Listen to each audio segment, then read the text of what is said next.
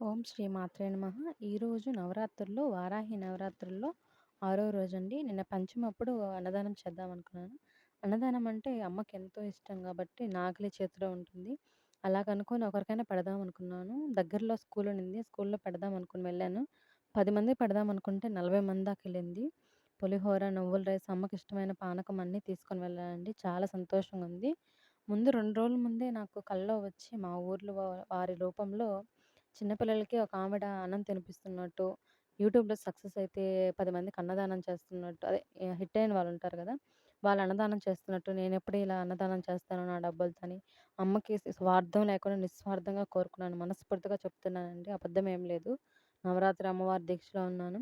అలాగే చెప్పాను. నా యూట్యూబ్‌లో వచ్చే సంపదతో కొంచెం అమౌంట్ అయినా ఇప్పుడు కాదు అమౌంట్ అయినా కొంచెం నేను దానం చేసేదానికి అదే అన్నదానం అమ్మకిష్టమైన అన్నదానం చేస్తానని ప్రామిస్ చేశానండి. Thank you so much.